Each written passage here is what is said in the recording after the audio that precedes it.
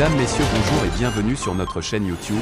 Ici nous vous donnons la clé, alors si vous êtes nouveau, abonnez-vous et cliquez sur la cloche de notification pour ne plus rien manquer. Cela fait, on peut commencer.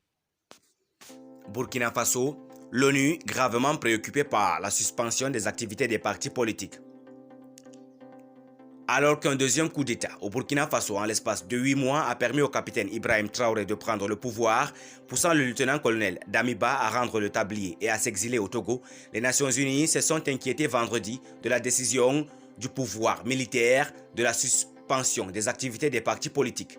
Nous sommes également profondément préoccupés par la décision de suspendre toutes les activités politiques et de la société civile, a déclaré dans un communiqué Seif Magango, porte-parole du Haut Commissariat de l'ONU aux droits de l'homme. Le HCDH, basé à Genève, exhorte ainsi les autorités militaires à annuler immédiatement cette décision arbitraire et à protéger efficacement tous les droits de l'homme. À la suite du coup d'État du 30 septembre 2022 qui a porté le capitaine Ibrahim Traoré au pouvoir, les activités des partis politiques et des organisations de la société civile ont été suspendues par les nouveaux putschistes, se réclamant aussi du mouvement patriotique pour la sauvegarde et la restauration. Le HCR indique suivre de près la situation des droits humains au Burkina Faso après le coup d'État de la semaine dernière. Le Haut Commissariat a ainsi salué les déclarations des autorités militaires selon lesquelles elles respecteront les engagements internationaux du pays, y compris ceux liés à la promotion de la protection des droits humains. Cependant, nous restons préoccupés par de multiples allégations de violations de droits de l'homme qui continuent d'être rapportées dans de nombreuses régions du pays, a regretté M. Magango. Le Haut Commissariat demande également aux autorités actuelles de condamner sans équivoque tous les cas de discours de haine et d'incitation à la violence ou qui se produisent et de veiller à ce que les coupables soient tenus responsables conformément à la loi. L'ONU exhorte Ouagadougou à ouvrir rapidement des enquêtes approfondies et impartiales sur tous les décès et blessures liés au coup d'État, y compris ceux d'au moins 4 personnes tuées et 8 autres blessées lors des pillages et des manifestations pro-coup d'État depuis le 30 septembre. Il s'agit notamment de veiller à ce que les responsables rendent des comptes. Plus largement, le HCDH reste préoccupé par la situation sécuritaire et humanitaire désastreuse à laquelle est confrontée la population civile dans les régions du centre-nord et du Sahel. Dans ces parties de ce pays d'Afrique occidentale, les populations sont quotidiennement menacées de violences par des groupes armés non étatiques. Des rapports crédibles indiquent qu'au moins 8 enfants sont morts de malnutrition récemment dans la ville de Djibo, assiégée par des groupes armés non étatiques depuis mai 2022. Le dernier convoi qui a tenté d'apporter une aide humanitaire à la ville le 26 septembre a été attaqué par des groupes armés faisant 37 morts, dont 10 civils, a fait valoir le porte-parole du Haut Commissariat. Si l'ONU prend note de la volonté des autorités burkinabées de s'engager à traiter de manière décisive le terrorisme, elle estime que les opérations militaires doivent s'inscrire dans le droit. Nous mettons en garde que toutes les opérations militaires, y compris celles contre les groupes armés non étatiques, doivent respecter pleinement le droit international des droits de l'homme ainsi que le droit international humanitaire applicable et assurer une protection efficace de la population civile, a conclu M. Magango. Face à la complexe situation humanitaire de Djibo, les organisations humanitaires se mobilisent pour apporter rapidement une aide aux personnes nouvellement déplacées ou aux civils assiégés dans certaines localités. Depuis hier jeudi, les agences humanitaires des Nations Unies ont ainsi acheminé près de 9 tonnes d'aide d'urgence composées de médicaments et des aliments thérapeutiques. Le Fonds des Nations Unies pour l'enfance, UNICEF, accélère l'acheminement d'aliments thérapeutiques et médicaments pour les enfants les plus vulnérables, a indiqué dans un tweet l'agence onusienne. Cette localité où vivent 300 000 civils est assiégée depuis 8 mois par des groupes djihadistes.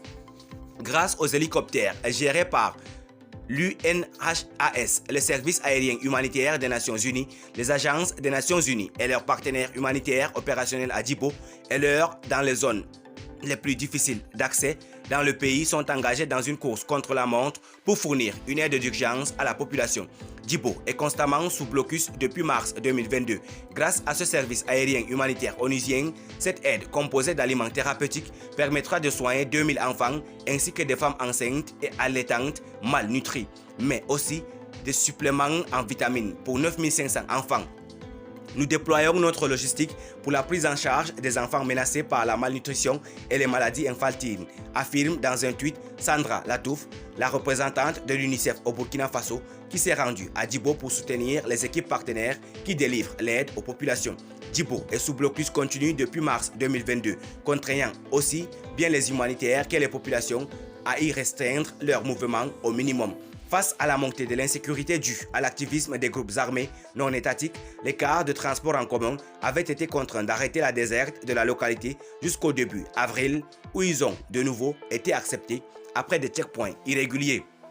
Dans son rapport de la situation, le Bureau de coordination des affaires humanitaires de l'ONU, OCHA, estime que les populations ont depuis cette période connu une pénurie des denrées de première nécessité, telles que aliments, eau, savon, mais aussi une inflation des prix des hydrocarbures notamment. Plus de 13 000 nouveaux déplacés dans la région centre-nord. Notre priorité humanitaire est de sauver des vies et de subvenir aux besoins les plus urgents, a déclaré dans un communiqué Barbara Mansi, coordinatrice résidente des Nations Unies au Burkina Faso et coordinatrice humanitaire. Préserver leur bien-être et surtout celui des enfants à Djibo et ailleurs est essentiel dans ce moment très difficile que le pays est en train de traverser, a-t-elle souligné. Alors même que les événements politiques se déroulaient dans la capitale Ouagadougou, de nouveaux déplacements ont été signalés dans certaines des régions les plus touchées par la crise humanitaire en cours, a indiqué l'OCHA. Dans la région centre-nord, plus de 13 000 personnes ont été nouvellement déplacées par des groupes armés non étatiques entre le 1er et le 2 octobre, dont environ 7 000 personnes des villages environnants vers Kaya, le siège régional du centre-nord. Plus de 6 300 autres personnes du village de Bam ont été également déplacées vers Kongoussi, une ville située dans la partie occidentale de la même région, selon le directeur régional de l'action humanitaire, a dit l'OCHA dans son rapport sur la situation humanitaire en Afrique de l'Ouest. Selon l'ONU, la situation humanitaire au Burkina Faso reste critique, avec 4,9 millions de personnes ayant besoin d'aide, dont 1,5 million de personnes déplacées internes. Ce pays du Sahel central est confronté à une crise nutritionnelle. Selon l'UNICEF, près de 700 000 enfants de moins de 5 ans menacés de malnutrition aiguë. Au total, au moins 3,4 millions de personnes sont dans l'insécurité alimentaire dans ce pays ouest-africain. Pourtant, malgré ces besoins énormes, l'appel de fonds de 805 millions de dollars a été financé à hauteur de 30%, soit 238 millions et un déficit de 566 millions de dollars. Par exemple, la réponse aux réfugiés n'a reçu aucun dollar. Autre secteur largement sous-financé, l'éducation qui n'a reçu que 2,8%, soit 1,5 million sur 54 millions. Avec plus de 111 millions, les États-Unis restent le premier donneur de Ouagadougou. Merci pour votre aimable attention. Si vous êtes nouveau, n'oubliez pas de cliquer sur la cloche de notification et de vous abonner à la chaîne. Merci, à très bientôt pour une nouvelle vidéo.